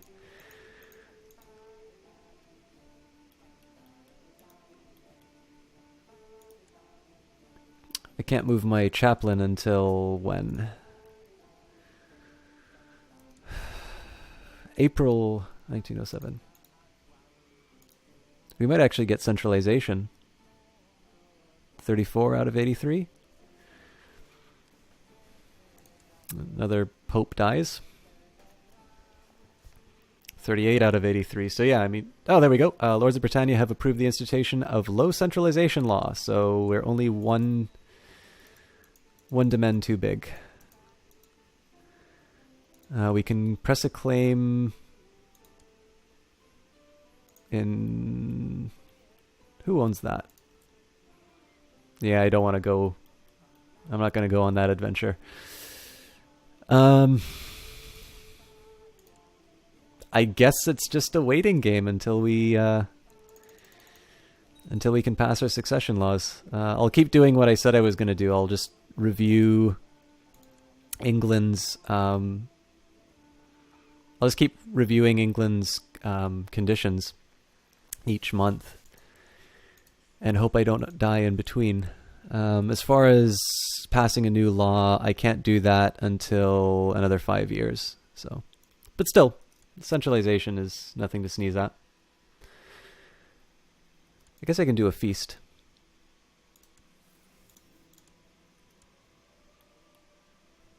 My co-conspirator Enfried has assembled a party of mercenaries who will ambush Enora disguised as highwaymen. I am assured she will not survive the encounter. Yes, the roads just aren't safe anymore.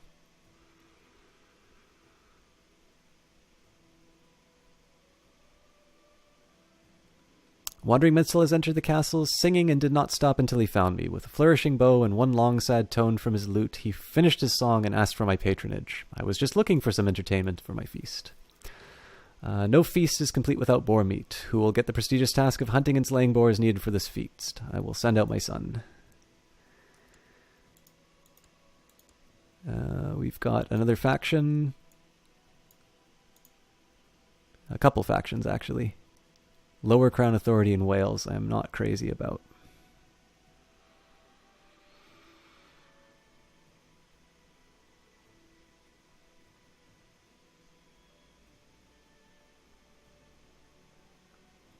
I will spend lavishly on food. I've kind of read that one a couple times over, so I'm going to hold off. My kinsman, Prince Yorstacker, has requested to join the Knights of Calavera in the struggle against the infidel, even though it will forever disinherit him. Go with my blessing, Yorksacker. There's no more York to sack. Success. The mercenaries ambushed the carriage of Yorna and made short work of her. Unfortunately, the driver survived and saw through their disguises. My involvement is now public knowledge. Good, but bad. Emperor Senfus of Britannia succeeded with a plot to kill Enora.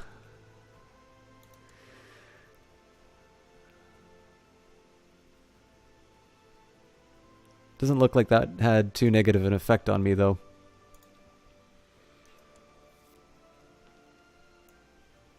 So Archibald doesn't want to join. Oh, Angus doesn't... Oh, there's a few, actually.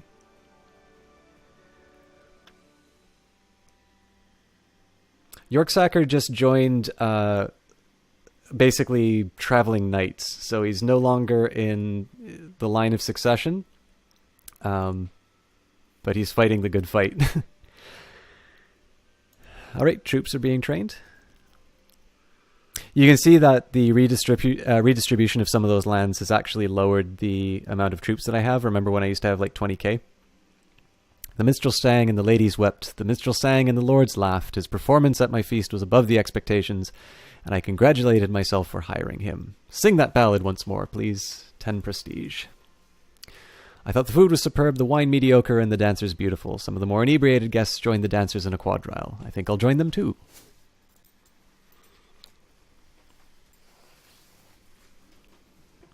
Bishop Reagan drank too much and refused more wine, insulting me.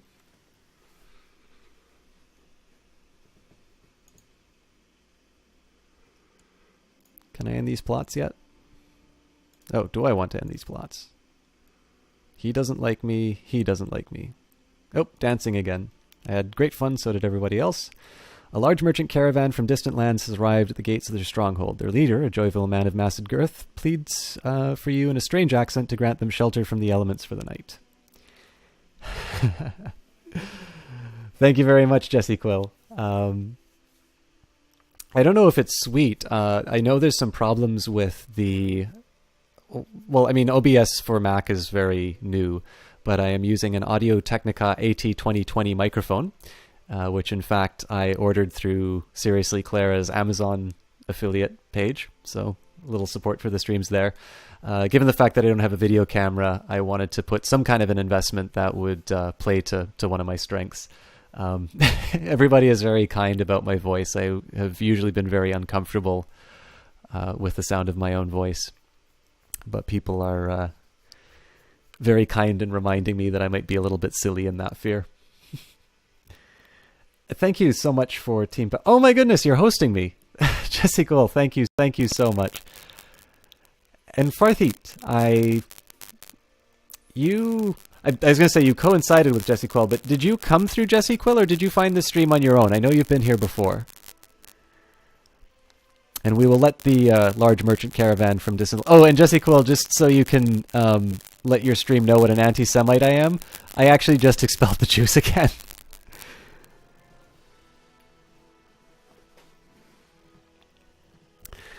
As evening falls, the fat merchant sits by the fire and regales you and the rest of your court with stories of his travels. His appetite seems insatiable, but as you do not wish to prove a poor host, you order your servants to bring in a second serving.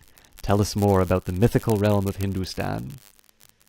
Oh, you're just looking for CK2 streamers. Oh, the mic is a bit staticky. Thank you so much. I can get that fixed right away.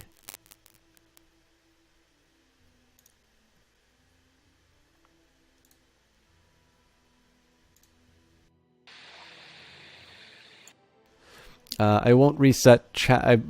I'll lose chat if I reset my dashboard page, but if somebody could just tell me if the mic is better now.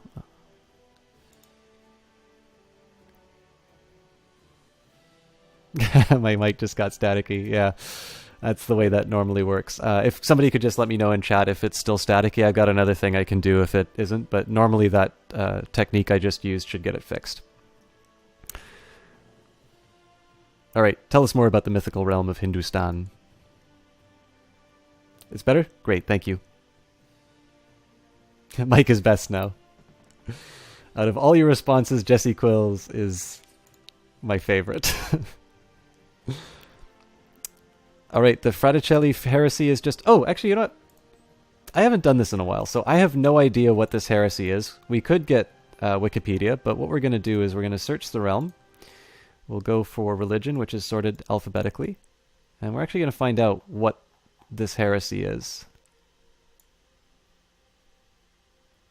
Because if it's showing up... I now have it in 2 provinces, unfortunately. Right. Lollards? No, wait a minute. Okay, let's just search all then.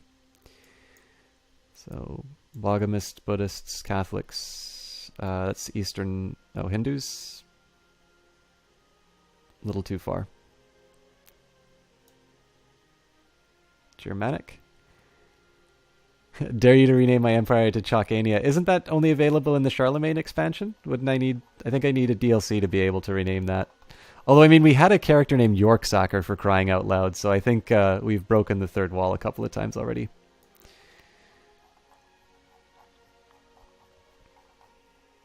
Chalkania. Okay, here we go. So, Fraticelli, sorry, F-R-A-T-I-C-E-L. Yeah, I'm going to assume that's Fraticelli. The Fraticelli, or Little Brethren, is a Catholic heresy that originated in the Franciscan order of monks. It is devoted to poverty and asceticism, especially for men of the cloth. Fraticelli heretics are violently opposed to church wealth and displays of opulence. Defining features in game: they can create the Fraticelli papacy in Rome if Rome is conquered. The Pope can grant divorces. He can grant the invasion casus belli, and the Pope can excommunicate Fraticelli characters. Fraticelli bishops must pay a tax to the Pope rather than to the secular liege. So these people have the gall to say that bishops should not be making money. You don't know what the heresy... Well, you just learned what that heresy is. Perhaps one thing that I could express too, this is one thing I really like about Crusader Kings. Now, this guy is like the son of a bunch of fictional emperors. So in the top corner here, it says Wikipedia link. This character has no Wikipedia link. But if you actually go... So let's find the grandpa that everybody... Or sorry, not grandpa, but like great-great-great-great-granddad that everybody's talking about. So Eadbald of Westmoreland. Oh, apparently he wasn't historical either. Maybe his dad then? Nope. Okay, I guess maybe because these guys are counts. But like, let's say you were to play the King of England or something like that, or like, you know, William the Conqueror. In the top right-hand corner here, if you are playing a historical person, you can actually click this eye in the corner and it'll take you to a Wikipedia page about them. I have learned more about the nobility of the United Kingdom than I ever thought possible by just clicking on one of those links and going through all the paths.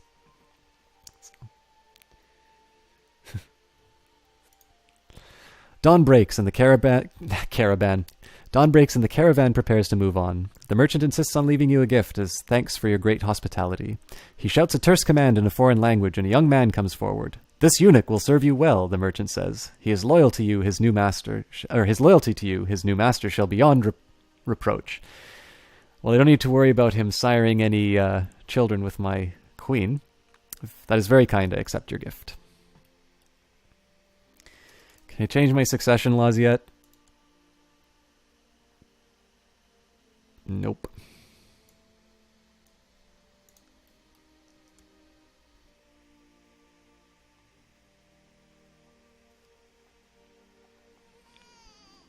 A son was born to Empress Enfys of Britannia and Empress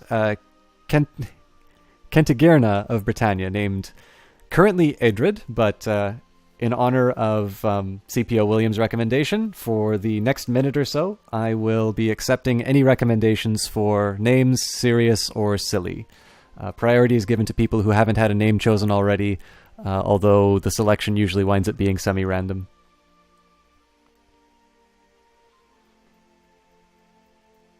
I agree, Farthi. Gavelkind is definitely causing me problems. I have actually been the King of England for more than 10 years, but for whatever reason the game isn't registering as that. So I'm just trying to keep this guy alive so I can institute seniority and then ultimately primogeniture. Christopher?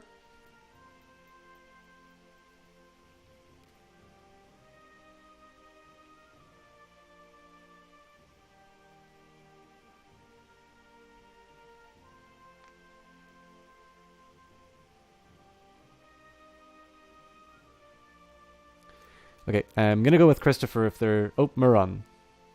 Oh, we've got two people who've had one picked. Never mind, son.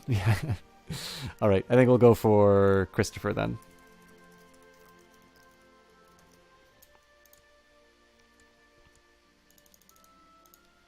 I am happy with my place in life. I can't think of anything I would rather do than take care of myself and my friends. I am content.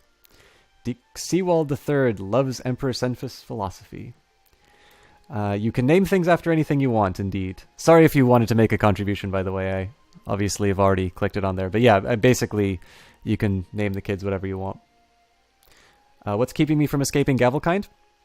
So I put a lot of effort into getting everything lined up for the proper crown authority in that.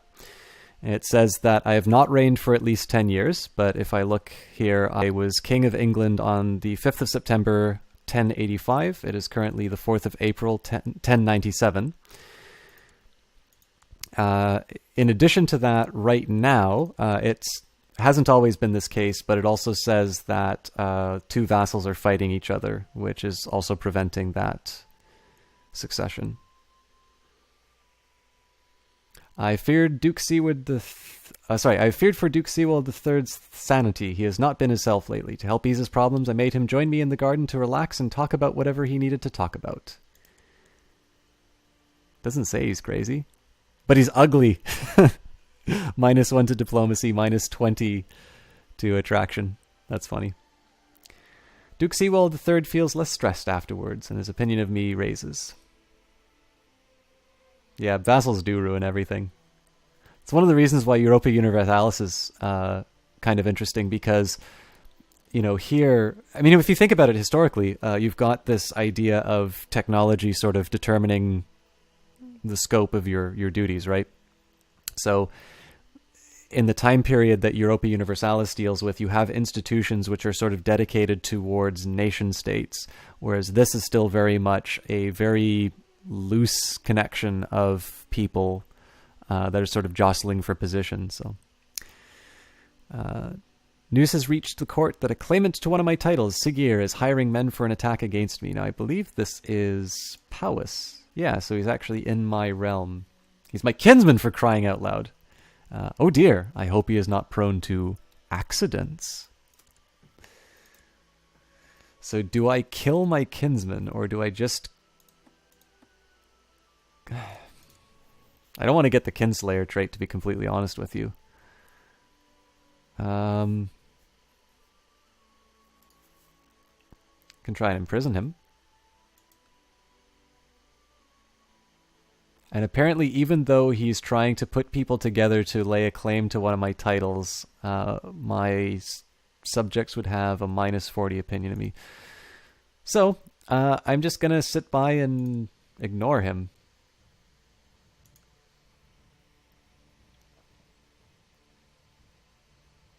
That's a real nice Powys you got there.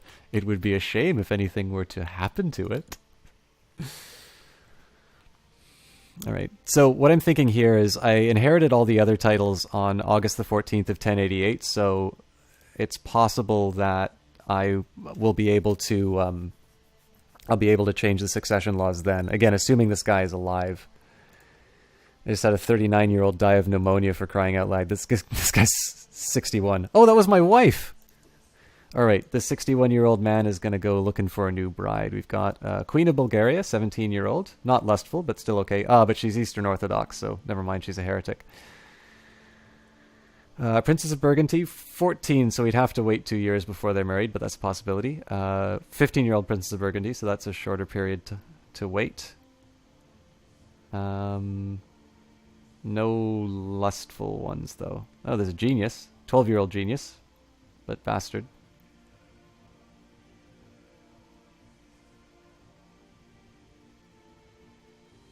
We've got a possessed 12-year-old. You're back to alert because you love my voice. Ah, got lots of Team Panda in here. Not lustful, but still okay. Oh, but she's Eastern Orthodox, so that's just a deal breaker. The things I say during this game. Let's betroth the Princess of Burgundy. So assuming my guy lives for a year. Wow. And I'd get 367 prestige for that. So yeah, assuming that he lives long enough, I'll have somebody who can possibly have more children. System Shock's voice reminds me of a boy you had a crush on in college. He always talked about history games too. Here I thought I was original. By the way, Jesse Quill, I've been meaning to ask you this. So some of your descriptions, you have said that you're a college student, but when you're on your stream, you talk about college in the past tense. So are you currently in college, or have you recently graduated? If you don't mind me asking. I mean, obviously, if you want to keep that to yourself, that's fine. But I was a little bit curious. System Shock is choosing. Oh my god.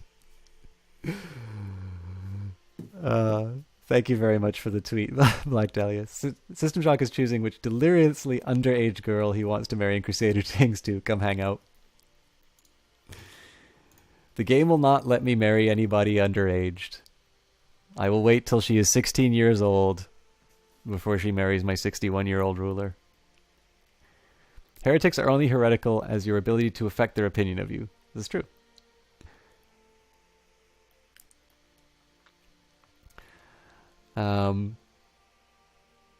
You're here for me. Indeed, you are a man of the people. Thank you so much, Black Dahlia. It's been very rewarding, actually, to... I mean, I think Clara worked a little bit of her magic. She gave a very kind introduction on the first stream after I'd been brought into Team Panda. So I suspect I owe some of the higher numbers to that. But there's also been some people who found the stream independently, and it's just really wonderful to have lots of people to talk about the game with in chat, especially during some of the idle moments where maybe there isn't as much going on and I don't have as much strategy to talk about. You graduated last month, 2 online classes to finish your degree, full-time dorm student living for 8 straight semesters, 16 in most countries. Yeah, I am actually just finishing my undergrad at in Vancouver right now. Ah, here we go. She's now 16, so...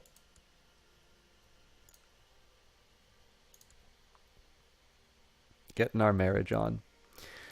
Yeah, so I'm in my very last term in an honors economics program, and it is stressful as hell. But it's good, it's worth it. I hope you seem to speak of it very fondly. Oh, the Fraticelli heresy has reared its ugly head in the province of Northumbria. Where's my court chaplain? Okay, so I've got a call to arms, which I'm going to decline because I want to get my succession laws. But yeah, you speak of... I was going to say, you seem to speak of school in very, very positive terms, so I hope it was... I hope that estimation is a correct one. I hope you had a good time. And more importantly, that you got what you wanted out of it. I know there's a lot of people I'm talking with now who are very much concerned about, what happens after school, what their ambitions are. I kind of have those concerns, but I'm planning on doing graduate school, so I get to kind of extend this. I get to have a bit more time in this extended adolescence. assuming they take me.